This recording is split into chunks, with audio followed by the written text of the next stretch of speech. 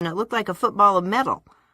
It's true. And they were able to identify what store it was from, and they called up the store owner and said, "Hey, we got your money." And they gave him their money, his money. The Ben and Jerry store owner. You mean the money that was twisted up inside that football? Or was there some... Yeah, that was weird. I mean, how can that happen that you have this densely compacted metal with totally intact pieces of paper sticking out? It didn't burn. It didn't burn. And again, the same thing happens over and over. Papers seem to be intact. There were papers floating all over. In fact, papers came down before the dust came down. And this whole subject of paper near cars that had just been not incinerated, toasted. These cars that had been toasted all around are these flutters of paper that had landed around these cars, and yet they were totally intact. And there's some images where you have this orange glowing piece of material. We don't know what it is, but something orange and glowing sitting on paper, and the paper's not burning. Yeah. Okay. So, I mean, we're just now adding more evidence to the weirdness of this whole thing. I'm not asking you to step out on a limb beyond what you've already done, which is huge. But what I say about that is, we do know that hot things glow. Yes. But also, not everything that glows is hot. Yes. We can compare a fluorescent light bulb with an incandescent light bulb. Mm-hmm. There's two different phenomena going on there. Mm-hmm. Also, there's fireflies that glow. Mm-hmm. That's true. Yeah. And so there was this phenomena that was occurring. And again, I mean, you have all these people that went through this experience. I mean, we will. I have more things I want to ask you about here, but it's just one surreal, odd bit of evidence after another. None of it stacks up to anything that's been spoken of up until this time. And you had people, Tim again, you mentioned, he said, to the people that he came in, he was one of the witnesses, said, basically, where the F are the towers? What happened? Where's the debris? Everyone was just standing there as though they were in a daze. What just happened? Where's the sound? Where's the collapse? Where are the towers? This when they're trapped. Still, those 14 people were trapped in the stairwell. They were on their handy-talkies, calling for their buddies to come rescue them. Yeah, where are you? Stairwell B, Tower 1. Where? Tower 1, Stairwell B. What? Yeah. Where's Tower 1? They thought these voices were coming out of nowhere. Well, there's nothing funny about it, but again, everything about this is so absurd and extreme.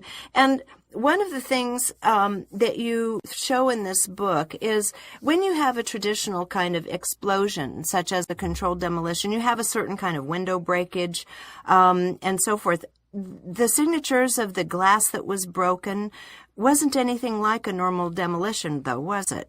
Oh, more than that, very much different. You think about this, just mental exercise. Whether it's pancaking down on its own or you have cutter charges chopping things up and the junk's coming down, whatever the case is, if that stuff lands on the ground, squirts stuff out the side, at that time, if it's taken 8 seconds to come down or 10 seconds to come down, that by the time it gets to the ground, that stuff is squirting out of there at Mach 1 to Mach 2. Mm-hmm. And if that stuff is shooting out, we're talking about a soda pop can, everything, it becomes a projectile, mm-hmm. and pieces of junk, and it would be, all the shrapnel would be all hitting every building around the complex. Right. And you'd have pockmarks all over. Yet the facade of these buildings is nearly pristine. It doesn't have all this, it doesn't look like it was sandblasted with, or, had rocket launcher shooting all sorts of trash at it. Mm-hmm. Except we have rounded holes in windows. The yes. outer pane, while the inner pane is still intact. Yeah, that was bizarre. How do you get a professional glass cutter to even do that? Well, I don't think you could. How would an energy device even do that? As it turns out, longitudinal energy waves do this. And I hypothesized that, with this, how the mechanics would be. Imagine if you dropped a rock at a still pond. You see the ripples go outward. Mm-hmm. Because you've displaced the water laterally. Mm-hmm. It seems to be, and it would be either round wakes. So if you shoot an energy beam at a window, you might get the same kind of thing rippling outward, like a rock going through water. Mm-hmm. When a physical object like a rock hits a window, it bends it, and it kind of bows out, very instantaneously. And glass, because it's a brittle material, can't handle being put into tension. And when it bows out from the rock hitting it, the opposite side is in tension and it breaks. Mm-hmm. So what this says is, breaks the whole window. You get cracks all over the place. There's spiderweb-like pattern. Anyone who's thrown a baseball through a window has seen that. The window gets trashed. You don't make a round hole in the middle of the window. Mm-hmm. So this is something else doing that. And as it turns out, that can be replicated in the lab with longitudinal energy waves. Okay, and we're going to go to that again in just a little bit once we get through all the evidence here. There was another odd little bit here about some molten steel in steel-toed boots, but apparently the flesh of the person didn't burn. Did I understand that correctly? Steel-toed boots is one of the biggest things. Steel-toed boots? Steel-toed boots. Out still on the rubble, it's still, I believe, 1,100 degrees. The guy's boots just melt within a few hours. Right. There's a lot of stories like this that get repeated over and over again because in that moment, people have questions. They need answers. As soon as they're given answers, they go on. They don't stop to think if that's a reasonable answer in this moment of, dramatic events. And they just repeat them over and over again, and people keep repeating them. And even the truth movement, it kept repeating the story about steel-toed boots were melting because it was so hot. Well, if you put something on your grill that hot that's going to melt melt steel, you're not going to be surviving through that. And as I like to say, if my steel oven is melting, the turkey inside is more than well done. Yes. But we have no reports of burned feet. Yeah. Yeah, that's what I was reading. So go ahead. So what it captures is reminding someone of this. They're describing what's happening the best they can. Well, I have a little note here in the sidelines that it's 11, it takes that the heat would normally be at 1,100 degrees or so to create the molten steel. Did I write that down correctly? Maybe it's like 1,500 centigrade or 2,800 Fahrenheit. Oh, okay. All right. Way out there. Way. You're definitely going to have your turkey overcooked with that. Well, you're going to have your tootsies burned, that's for sure. Yeah. And there's no reports of burned feet or burned bones or toes. But the boots apparently were disintegrating. There's also a story about the last guy out. They knew he just got out by the skin of his teeth because his shoes were blown clear off. His feet, that's what his friend said. Wow. So here we have, just now kind of going back at some of the things we've talked about, some of these oddities. We have steel melting that would normally melt at very high temperatures without burning people's feet. So we have windows where a hole has been blown out of one pane but not the other pane. We have cars that have been toasted, and then the other half of the car can be absolutely pristine. People who are 1,200 of them, who totally against anything in human nature, are jumping or falling on the outside of this building at 105 floors and below, jumping or falling to their deaths, but they seem to be almost microwaved from the inside because they're coming down in body parts. That's not normal for free fall.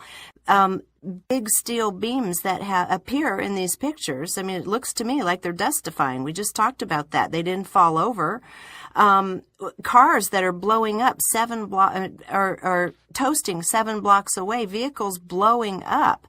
All these things going on that don't make any sense whatsoever for any kind of normal demolition that we're talking about. Now, I want to ask you about this because you've gotten a lot of, you've drawn a lot of heat from the 9/11 truth movement that who have bought into the story this was a controlled demolition.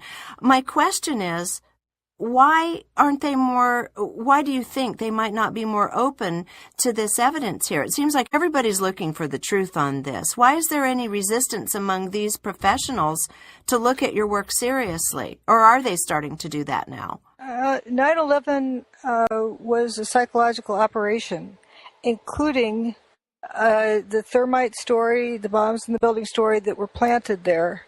Like, when NIST had their press conference talking about the release of the Building 7 report, they had this neat and tidy false choice. And in my comments to them, I called them on that and notified them of fraud, that they were guilty of fraud, because they denied the bombs in the building story by saying it was silent. It wasn't any loud noise associated with it, so it couldn't be bombs in the building. But they didn't apply that to their own story. Mm-hmm. If the building came crashing down, it should sound like it was raining dump trucks. Yes. And it was silent. So that also dismisses their story. They contradicted their own story. Well, so you're saying that story about the thermite and the controlled demolition was also planted to manage impressions? Very much, very much. Even on that day, we had Dan Rather saying it looks like a controlled demolition. There's the Van Romero that afternoon said he was sure it was a controlled demolition. It only take a few explosives to do it. Then a week later, he retracted it, and then right after that, he got $85 million in grant money. So it must be true. Turns out a year before 9/11, he gave a short course on energy weapons at the Directed Energy Professional Society's annual meeting. So he knew what he was looking at. Mm-hmm. So it wasn't a mistake of what he was looking at. Mm-hmm. There's all these Easter eggs, I call them, that were left out, like an Easter egg hunt for a 3-year-old. When the 3-year-old finds them, they think they've really found something important, and they hang on to it, like Larry Silverstein's pullet. Yes, I was just going to ask you that exact question. Please tell us more about that, because a lot of people saw that in the film Loose Change. I saw it, and it's Larry Silverstein saying, "Oh yeah, we had to pull it." It's sort of silly, because what are they saying, that firefighters go around with sticks of dynamite in their back pocket just in case? That's how they fight fires, with sticks of dynamite in their pockets. But why would Larry Silverstein say that? I said, we've had such terrible loss of life. Maybe the smartest thing to do is pull it. And they made that decision to pull, and then we watched the building collapse. Who knows if it was something that was taken out of context, or if he was putting out the Easter egg, or what it was, but it makes no sense. No. Because fire departments are not in the business of controlled demolition. Plus, if you don't know what the story is, you can't size up the event. You don't know where the damage is in the building. If you're going to chuck in that piece of dynamite, you launch it in there, where do you put it? Oh, well, not only that, I mean, if it were a traditional controlled demolition, wouldn't it have taken weeks, even months to prepare? Oh, yeah. There's so much about it that right. It doesn't make sense. Plus, if you had a controlled demolition, it breaks buildings into chunks, and the chunks slam to the ground. With Building 7, that is indeed the smoking gun. There was essentially no seismic signature of that building's demise. Just a teeny bit, like a 0.6 on the Richter scale.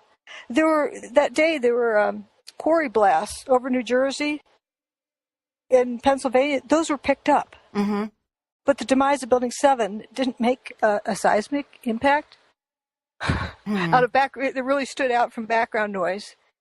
And it's 6 times the potential energy of the Seattle Kingdome.